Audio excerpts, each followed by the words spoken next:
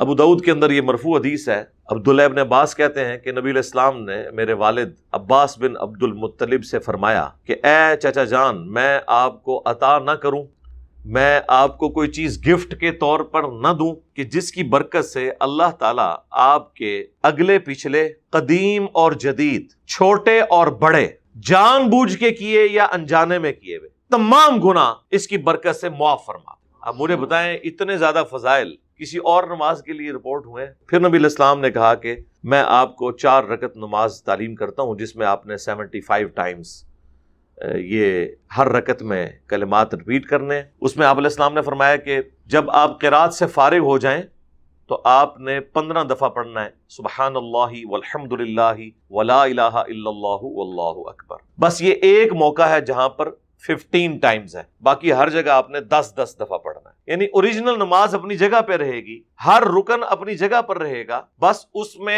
اس رکن میں جو ہم عام نماز میں پڑھتے ہیں نا، اس کو پڑھنے کے بعد آپ نے یہ کلمات ایڈ کر دینے۔ تو اب قیام میں ہم سورۃ الفاتحہ اور سورت کے بعد رکوع میں جانے لگتے ہیں نا، تو اس سے پہلے آپ نے یہ 15 دفعہ پڑھنا ہے۔ پھر سبحان ربی العظیم رکوع میں پڑھنے کے بعد 10 دفعہ، اب ہر جگہ 10 دفعہ ہے سوائے قیام کے۔ پھر ربنا لک الحمد کہنے کے بعد 10 دفعہ یعنی قومے میں۔ پھر پہلے سجدے میں سبحان ربی الاعلی کے بعد 10 دفعہ۔ پھر 2 سجدوں کے درمیان جب بیٹھیں گے تو رب اغفر لی پڑھنے کے بعد 10 دفعہ۔ پھر دوسرے سجدے میں سبحان ربی الاعلی کے بعد 10 دفعہ۔ پھر دوسرے سجدے کے بعد دوبارہ سے بیٹھتے ہیں ہم جلسہ استراحت کے اندر اور پھر اٹھتے ہیں۔ تو یہ ایک واحد نماز ہے، اس میں جلسہ استراحت کے اندر بھی 10 دفعہ پڑھنا ہے آپ نے، تو یہ 75 ٹائمز پورا ہو جائے گا۔ تشہد میں جب بیٹھنا ہے تو تشہد میں بھی آپ نے، افضل تو یہ ہے کہ آپ پورا تشہد پڑھیں درود شریف سمیت، اس کے بعد آپ یہ 10 دفعہ تسبیحات کریں، اور آخری تشہد میں بھی 10 دفعہ تسبیحات تشہد کے بعد ہی کریں، کیونکہ اوریجنل نماز اپنی جگہ پر باقی رہے۔ تو یہ 300 مرتبہ پورا ہو جائے گا۔ تو اس میں آپ علیہ السلام نے یہ بھی فرمایا کہ چچا جان ہو سکے تو ہر روز اس نماز کو ادا کرنا، روزانہ نہ پڑھ سکو تو ہر جمعے کو نہ پڑھ سکو تو ہر مہینے میں 1 دفعہ، ہر مہینے نہ پڑھ سکو تو سال میں 1 مرتبہ، اور رمضان میں تو پڑھ ہی سکتا ہے بندہ یار، اعتکاف والے تو ضرور پڑھیں، ہر تاک رات میں پڑھیں، اور اگر سال میں بھی 1 دفعہ نہ پڑھ سکو تو زندگی میں 1 دفعہ اس نماز کو ضرور پڑھنا۔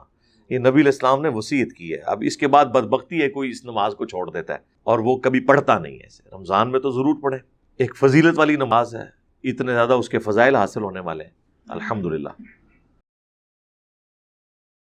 آپ کے سوالات پرچیوں کی شکل میں میرے پاس آ چکے ہیں۔ انہیں ڈسکس کرنے سے پہلے میں، چونکہ رمضان المبارک کا مہینہ چل رہا ہے اور دوسرا عشرہ ہے، اس کے بعد جب تیسرا عشرہ شروع ہوگا تو اعتکاف کا سلسلہ پوری دنیا کے اندر شروع ہو جاتا ہے، اور اعتکاف کے حوالے سے جو چیز سب سے زیادہ ڈسکس ہوتی ہے، پوری دنیا سے لوگ سوالات کرتے ہیں، ان میں سے ایک سوال جو ہے وہ صلاۃ و تسبیح کی نماز سے متعلق بھی ہوتا ہے۔ رمضان مبارک سے متعلق میرے آلموسٹ 5 لیکچرز ریکارڈڈ ہیں بڑی تفصیل کے ساتھ، 53 A B C D E تک مسئلہ نمبر، اس کے کلپس بھی لاکھوں لوگوں تک پہنچے ہیں الحمدللہ۔ اس میں اعتکاف کا ایشو بھی، نماز عیدین کا طریقہ، یہ بھی سارا کچھ میں نے ڈسکس کیا ہے۔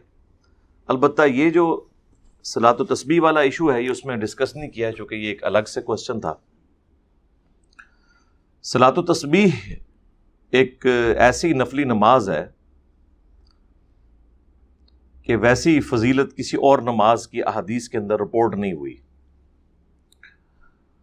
4 نفل پڑھے جاتے ہیں اس میں، اور 4 رکعتوں کے اندر 300 دفعہ وہ مشہور تسبیحات پڑھی جاتی ہیں جو افضل ترین تسبیحات ہیں، سبحان اللہ والحمد للہ ولا الہ الا اللہ واللہ اکبر۔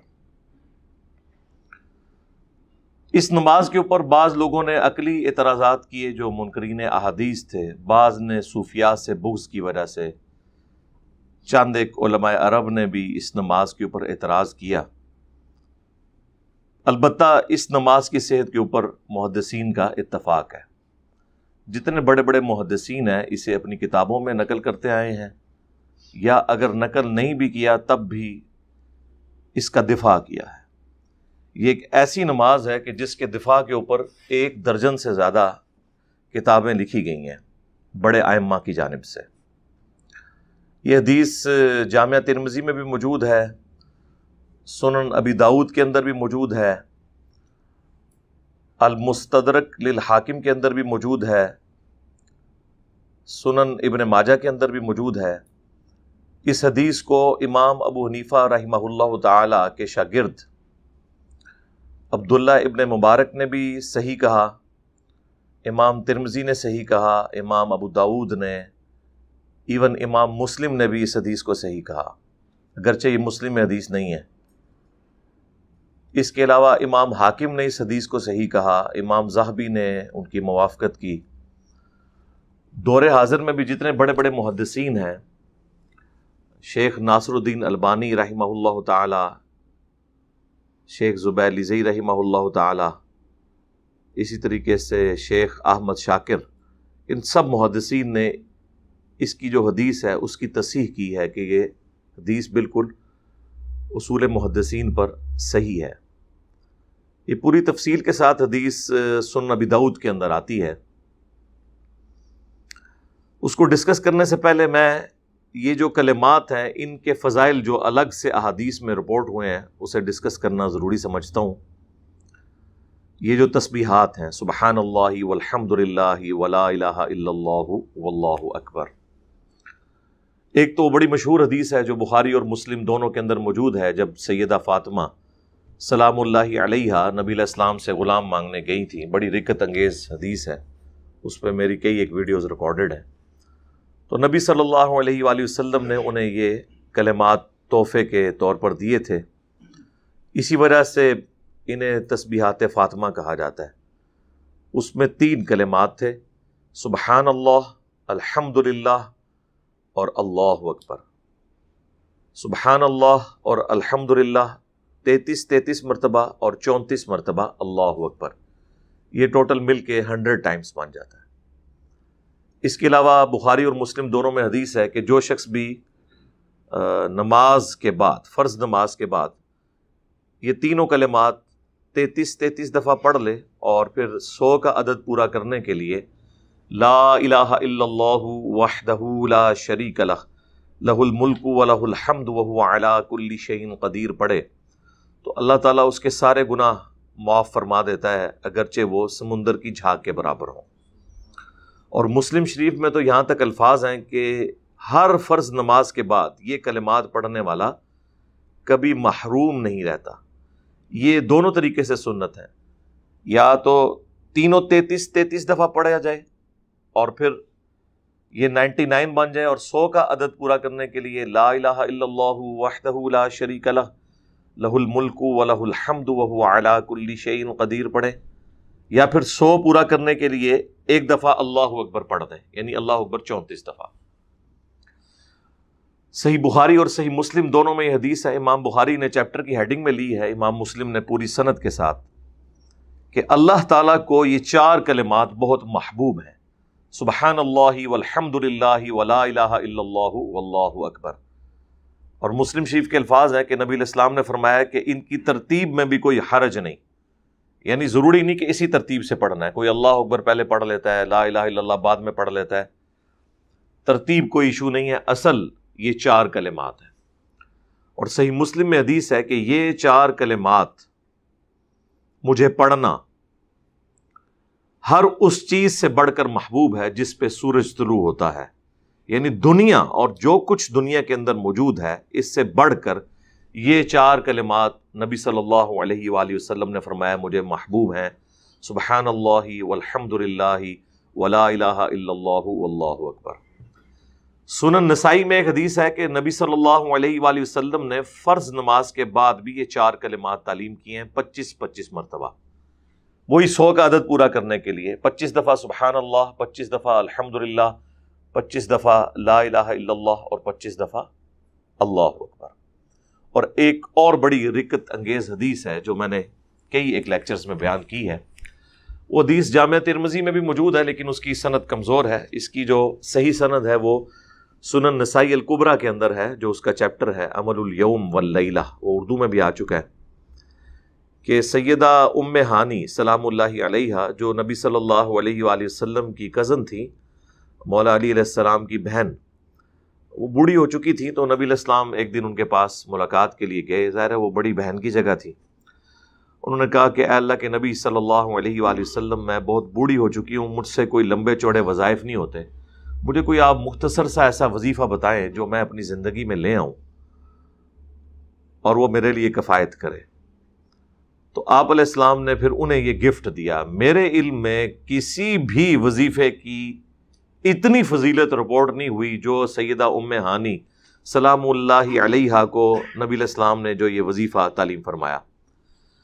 آپ صلی اللہ علیہ وآلہ وسلم نے فرمایا کہ 100 دفعہ روزانہ سبحان اللہ پڑھ لیا کرو، یہ تمہارے لیے 100 غلام آزاد کرنے سے بہتر ہوگا. 100 غلام، آپ کو پتا ہے بخاری مسلم میں ہے کہ جب کوئی روزہ توڑ بیٹھے تو ایک غلام آزاد کرے گا. اگر وہ نہیں کر سکتا تو 60 روزے رکھے گا یا 60 مساکین کو کھانا. تو یہ آپ سمجھ لیں 6000 غلام آزاد کرنے کے برابر ہے صرف 100 دفعہ سبحان اللہ پڑھنا. پھر فرمایا کہ 100 دفعہ الحمدللہ پڑھ لیا کرو، گویا کہ تم نے 100 گھوڑے اللہ کی راہ میں جہاد کے لیے بھیج دیے. 100 دفعہ اللہ اکبر پڑھ لیا کرو، گویا کہ تم نے 100 اونٹ اللہ کی راہ میں نحر کر دیے. اور 100 دفعہ لا الہ الا اللہ پڑھ دو، یہ زمین و آسمان کے درمیان جتنا فاصلہ ہے اس کو ثواب سے بھر دے گا. سر لا الہ الا اللہ کا تو مقابلہ ہی پھر کوئی چیز نہیں نہ کر سکتی. تو یہ 4 کلمات اس حدیث میں بھی آئے ہیں. اب یہ الگ الگ بھی آپ پڑھ سکتے ہیں کہ پہلے 100 دفعہ سبحان اللہ پڑھ لیں، الحمدللہ پڑھ لیں، اور اکٹھا بھی پڑھ سکتے ہیں سبحان اللہ والحمدللہ ولا الہ الا اللہ واللہ اکبر، وہ واو کے ساتھ ہے. اور اگر آپ اس کو الگ الگ پڑھیں گے تو پھر آپ کو سبحان اللہ سبحان اللہ سبحان اللہ ہاں کے نیچے زیر پڑھنی ہے، اور جہاں پہ سانس ٹوٹے گا وہاں پہ آپ نے سبحان اللہ پڑھنا ہے. وہ عربی لنگوسٹک کا آپ نے اس اعتبار سے خیال رکھنا ہے. تو یہ 4 کلمات اس حدیث کے اندر بھی آئے ہیں اس کی فضیلت کے لیے. یہی کافی ہے کہ اتنی زیادہ احادیث صلاۃ و تسبیح سے ہٹ کے بھی ان کلمات کی فضیلت میں موجود ہے. یہ میں نے آپ کا شوق ابھارنے کے لیے کیا. اسی لیے ہم نے بلو کارڈ کے اندر صبح شام کے اذکار میں بھی یہ وظیفہ ڈالا ہوا ہے، 100 دفعہ ان 4 تسبیحات کو پڑھنا. ہمارے ایک اسٹوڈنٹ ہیں اسلام آباد میں، شیخ عدیل بھائی، انہوں نے تو یہ ہزاروں کی تعداد میں نا سٹیکرز بنوا کے اور یہ اذکار کارڈ انہوں نے باقاعدہ میٹرو میں 25,000 کے قریب تو انہوں نے تقسیم کیے ہیں. یعنی شوق کی بات ہے فی سبیل اللہ. تو یہ یعنی 4 کلمات کی فضیلت مسجدوں میں بھی لگائی. اب ظاہر ہے اس سے اب کس فرقے کو اختلاف ہو سکتا ہے، سنت اذکار ہے. صلاۃ و تسبیح میں بھی یہی 4 آپ نے کلمات 300 دفعہ پڑھنے ہوتے ہیں، ہر رکعت میں 75 ٹائمز. اور وہ حدیث جو ہے وہ پوری تفصیل کے ساتھ سنن نبی داؤد کے اندر موجود ہے، اور مشکات میں ایک باقاعدہ پورا چیپٹر ہے جس کا نام ہے نماز تسبیح کا بیان. یعنی پورا چیپٹر اس میں باندھا گیا. اس میں صلاۃ و تسبیح والی جو حدیث ہے وہ ابو داؤد کے حوالے سے، ترمذی اور ابن ماجہ کے حوالے سے لی گئی ہے. ابو داؤد کے اندر یہ مرفوع حدیث ہے.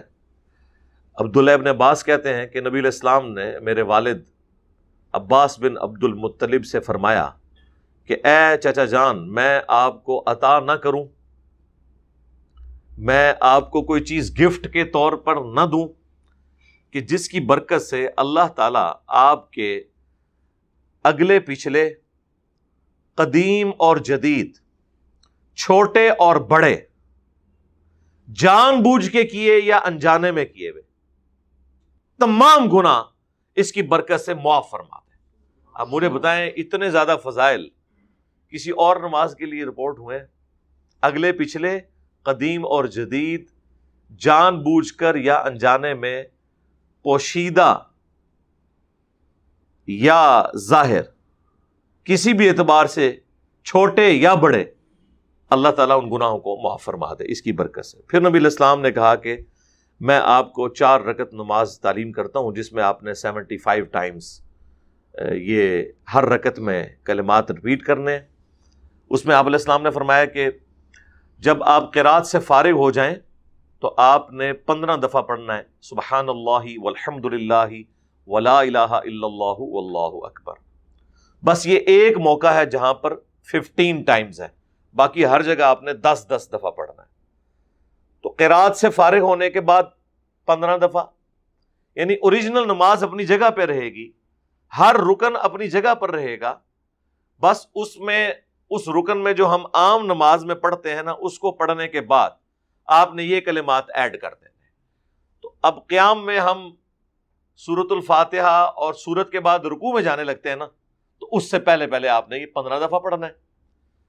پھر سبحان ربی العظیم رکوع میں پڑھنے کے بعد 10 دفعہ، اب ہر جگہ 10 دفعہ ہے سوائے قیام کے۔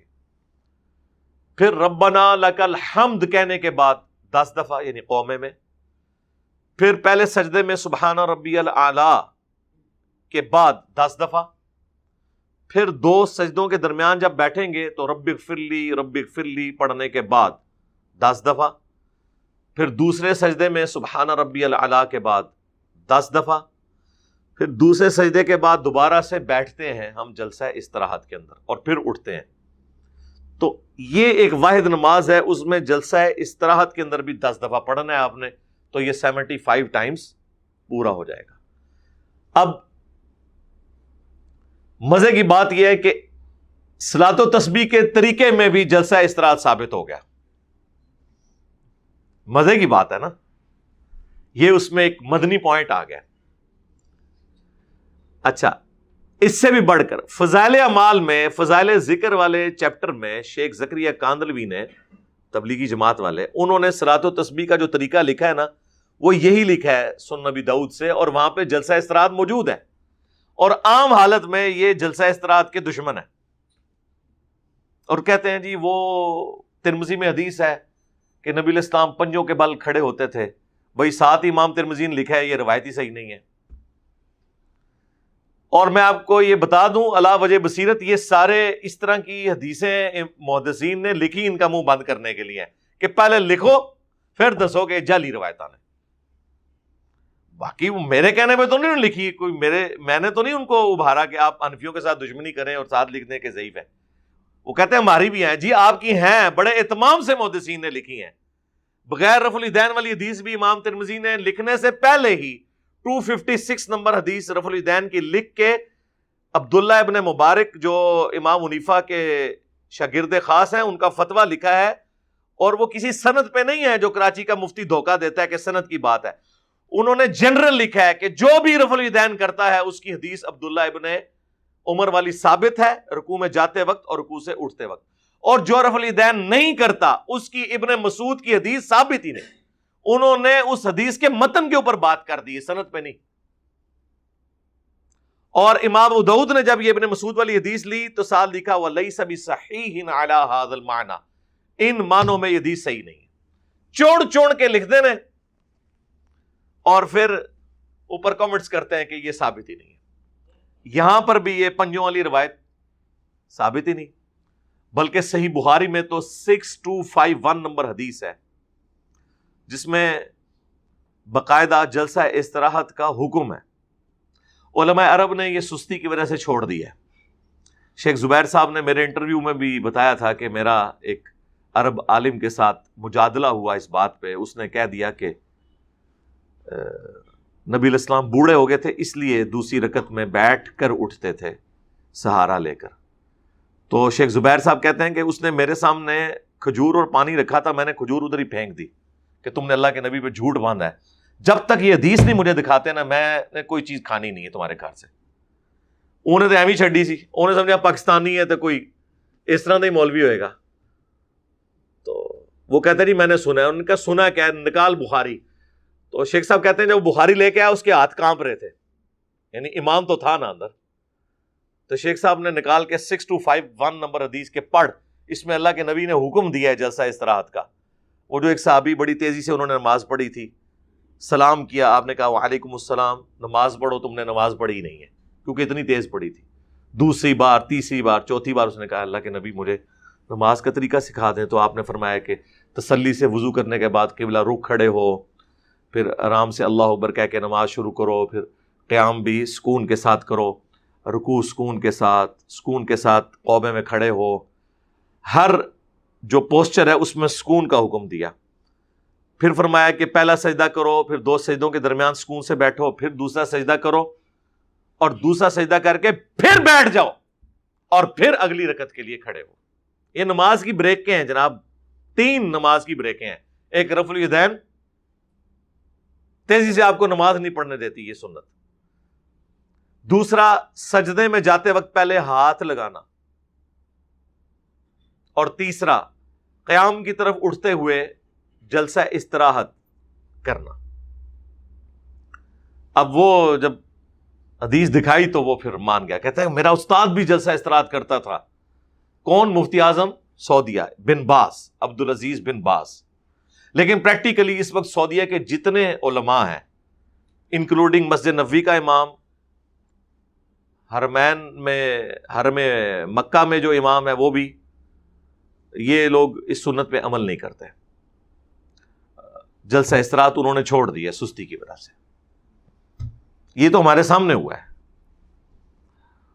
ہونا تو چاہیے. عبداللہ بن عمر جس طرح کنکریاں مارتے تھے نا, جز رفع الیدین میں آتا ہے, جو لوگ سستی کی وجہ سے رفع الیدین چھوڑتے تھے, ان کو بھی ویسے کنکریاں مارنی چاہیے, امام کعبہ کو بھی اور مسجد نبوی کے امام کو بھی, کہ تمہارے ابا جی تو باقاعدہ لکھ کے گئے ہیں, اور ان کی تو خیر اوقات ہی کوئی نہیں ہے. صحیح بخاری میں 6251 نمبر حدیث ہے, نبی علیہ السلام نے جلسہ استراحت کا حکم دیا.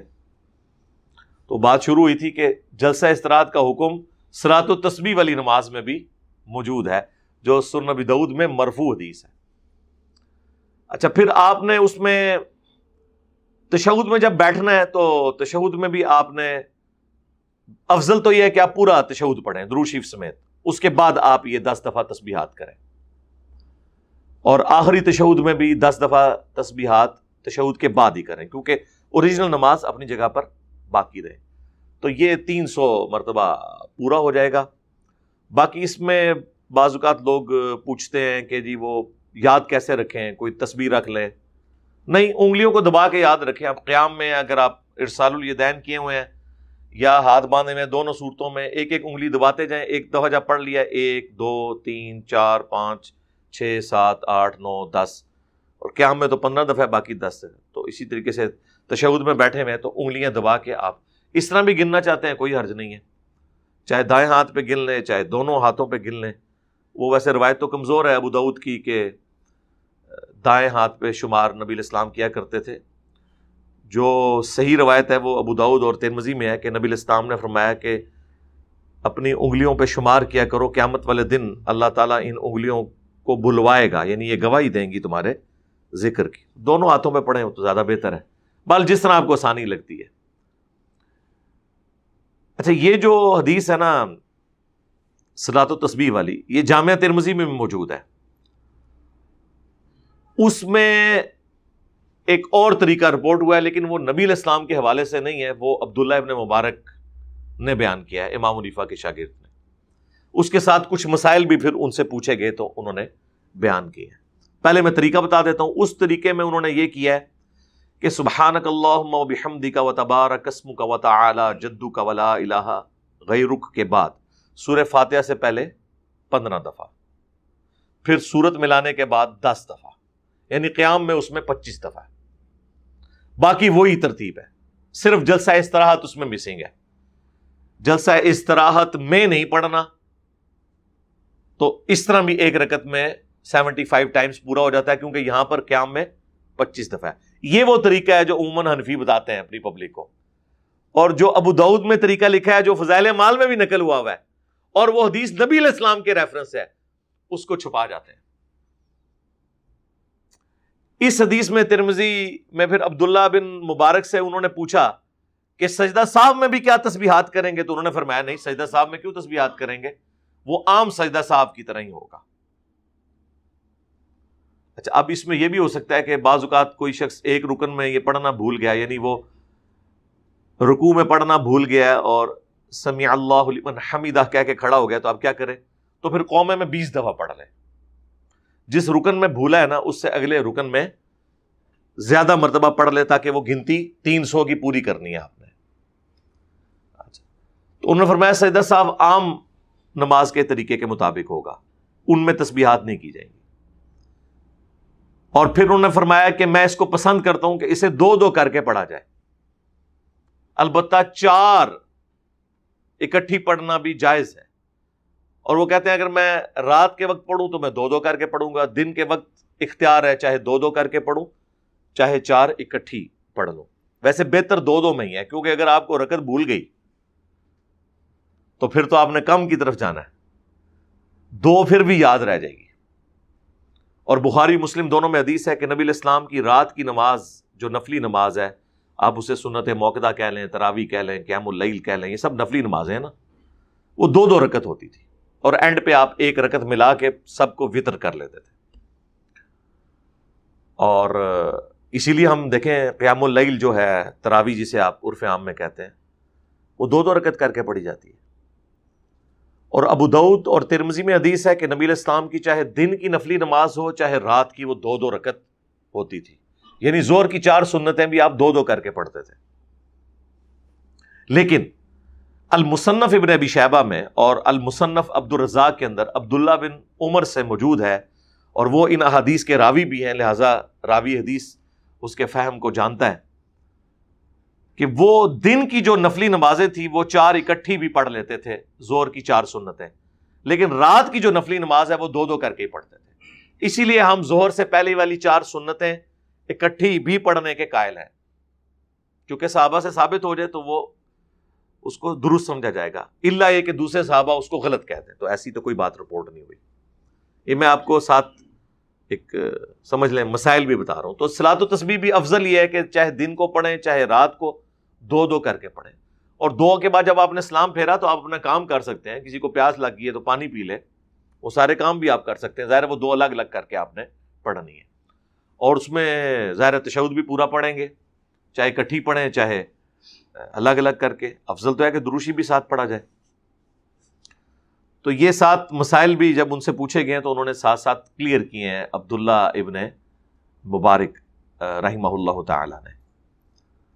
اچھا، یہ جو حدیث ہے ابو داؤد کی جس میں نبی علیہ السلام نے اپنے چچا کو تعلیم فرمائی صلاۃ و تسبیح، تو اس میں آپ علیہ السلام نے یہ بھی فرمایا کہ چچا جان ہو سکے تو ہر روز اس نماز کو ادا کرنا، روزانہ نہ پڑھ سکو تو ہر جمعے کو. اور اچھا، یہ عربی کے اندر جب جمعہ بولا جاتا ہے نا تو اس سے مراد ہر ویک ہے، جس طرح ہم ہفتے کے لیے ویک کا لفظ بھی استعمال کرتے ہیں اور ہفتہ بھی. بہرحال جمعہ بھی اگر کوئی لے لے ظاہری الفاظ میں تو درست ہے. ہر جمعے کو نہ پڑھ سکو تو ہر مہینے میں 1 دفعہ، ہر مہینے نہ پڑھ سکو تو سال میں 1 مرتبہ.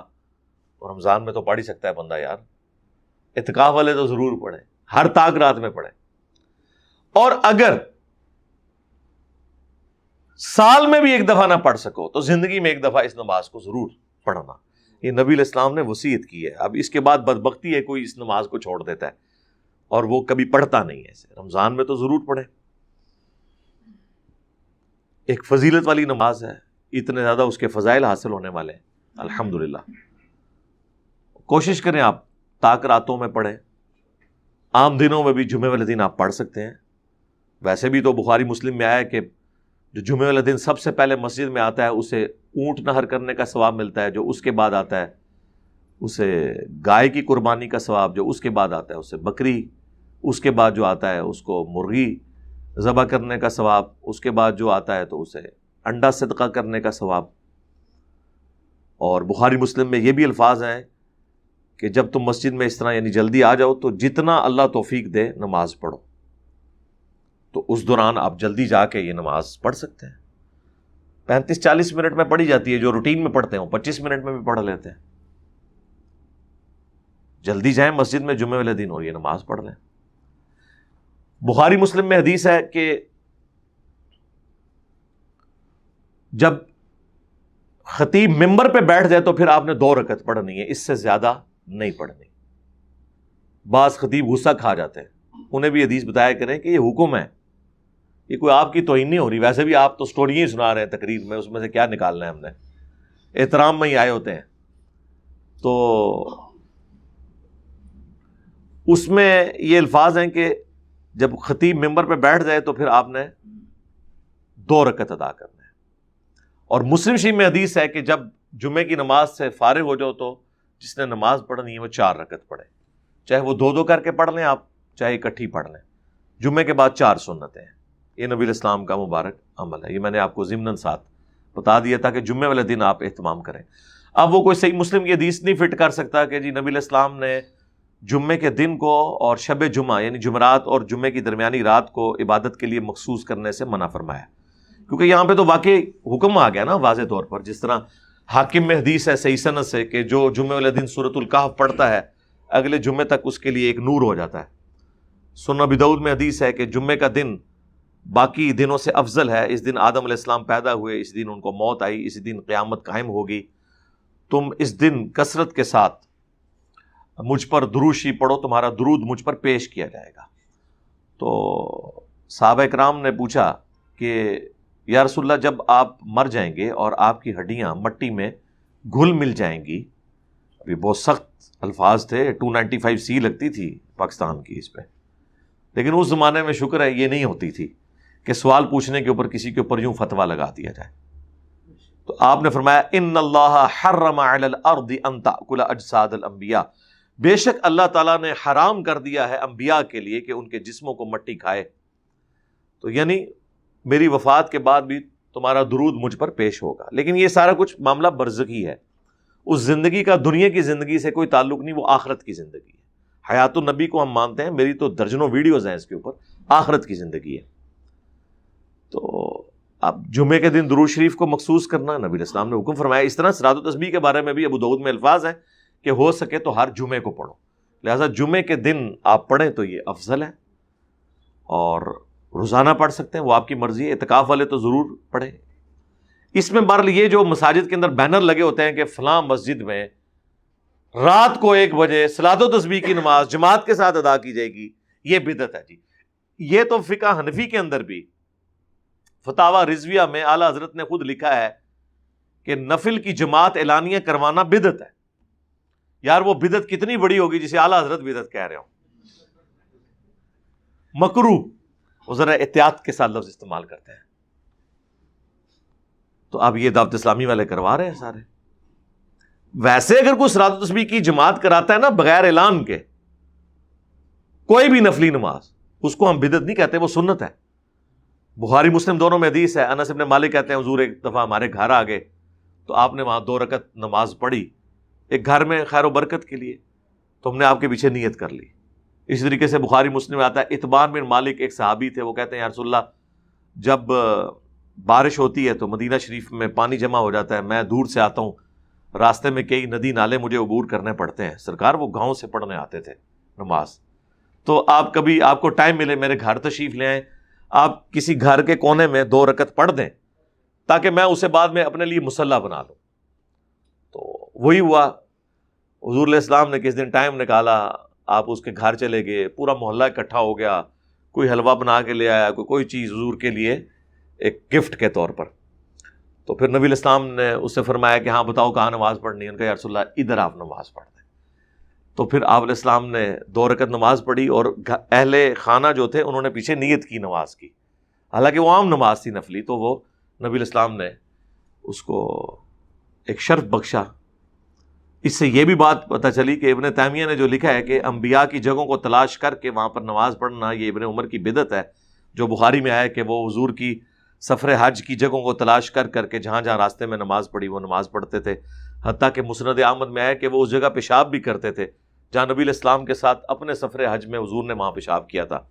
اس پہ امام بخاری نے ایک باب باندھا ہے کہ حضور کی جگہوں کو تلاش کر کے وہاں نماز پڑھنا، اور ابن تیمیہ نے لکھا کہ یہ ابن عمر کی بدعت ہے کیونکہ خلفائے راشدین سے ثابت نہیں، نعوذ باللہ۔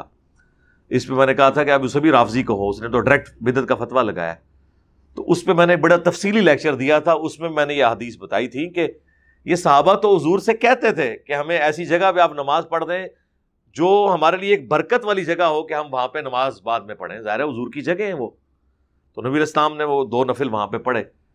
اس کو انہوں نے اپنا مسجد بیت ڈکلیئر کر دیا کہ جب کبھی میں نہیں جا سکوں گا مسجد میں تو یہاں پہ نماز پڑھوں گا. اور یہ ہر گھر میں ہونی چاہیے, ایٹ لیسٹ عورتیں وہاں نماز پڑھیں تاکہ وہاں پہ پاکی کا اہتمام ہو سکے اس جگہ میں. تو یہ سنت ہے. تو اس سے یہ ثابت ہوا کہ نفلی نماز کی جماعت بغیر اعلان کے اچانک کوئی ڈیسائیڈ کرتا ہے تو ٹھیک ہے, وہ ہم بھی یہاں بیٹھے ہیں, اگر اچانک پروگرام بنتا ہے تو ٹھیک ہے, صلاۃ تسبیح بھی پڑھی جا سکتی ہے. لیکن اعلانیہ اس طرح بندے اکٹھے کرنا, بندے نہیں, وہ چندے اکٹھے ہو رہے ہوتے ہیں. بیسیکلی مسجدوں میں یہ کسی مسجد کی رونق کو آباد کرنا اس لیے ہوتا ہے کہ زیادہ پبلک آئے, زیادہ پیسہ آئے. ہاں, آج آپ پیسہ بند کر دیں نا, اور جناب بجلی نہ ہو تو یہ اذان کے ساتھ صلاۃ السلام چھوڑ دیتے ہیں کہ کوئی سن ہی نہیں رہا, آپ کس کے لیے پڑھے. میں بال بناؤں کس کے لیے, میں تو کسی نو ساڑنے سے درود پڑھنا ہے. تو ان لوگوں نے یہ سارے کام چھوڑ دینے ہیں. یہ سب کچھ اپنے ان معاملات کو لے کر چل رہے ہوتے ہیں, اس لیے جو ہے نا وہ اس طرح کی چیزیں ہوتی ہیں. تو یہ میں نے جو اس کے ساتھ جڑے ہوئے چند ایک مسائل تھے, فقہی احکام و مسائل, وہ بھی کلیئر کر دی ہیں کہ تاکہ اگر آپ صلاۃ التسبیح کبھی پڑھ رہے ہوں تو آپ کو یہ ساری کی ساری چیزیں ذہن میں ہونی چاہیے. خود بھی پڑھیں, اپنے گھر والوں کو بھی ترغیب دیں, مساجد میں بھی اس نماز کی فضیلت کے بارے میں بتائیں, اور اس سے ریلیٹڈ جتنے احکام و مسائل ہیں وہ بتائیں. ہماری ایک یہ والی ویڈیو آپ شیئر کر دیں, انشاءاللہ ہم کوشش کریں گے اسے 1 آدھ دن میں. اب میں دیکھیں فی البدی کئی ایک ریفرنسز بیان کر دیتا ہوں, بعد میں ہمارے اس پہ گھنٹوں لگتے ہیں, بلکہ کئی دن لگ جاتے ہیں. ایک ریفرنس ظاہر ڈالنا ہوتا ہے. باقیوں سے تو آپ جو بچپن سے سن رہے ہیں ویسے ہی عمل کر رہے ہیں. ہم تو کوئی ایک جملہ بھی بول دیں تو کہتے ہیں جی لکھیا کتنے ہے, اور مولوی سے بغیر لکھے ہوئے دین پوری زندگی, داڑھی بھی سفید ہوگی, اس سے کبھی نہیں پوچھا. اب بھی نہیں جا کے پوچھ رہے کہ کہیں 14 ٹیکے نہ لگوانے پڑ جائیں. ہاں, اتنا ڈرتے ہیں. یہ 14 ٹیکوں کے ڈر کی وجہ سے یہ سارا معاملہ خراب ہوا ہے. ادروائز کبھی ایسا نہیں ہونا تھا. اگر ہمارے آباء و اجداد ان سے پوچھتے رہتے کہ بتاؤ کہاں لکھا ہوا ہے, تو آج دین کا حلیہ انہوں نے اتنا نہیں بگاڑنا تھا. بلکہ یہ چند ایک مسائل تھے, اس سے ریلیٹڈ میں نے بیان کر دیے. صلو علی محمد و آل محمد, اللہم صلی علی محمد وعلی آل محمد و اصحاب محمد اجمعین الی یوم الدین, آمین.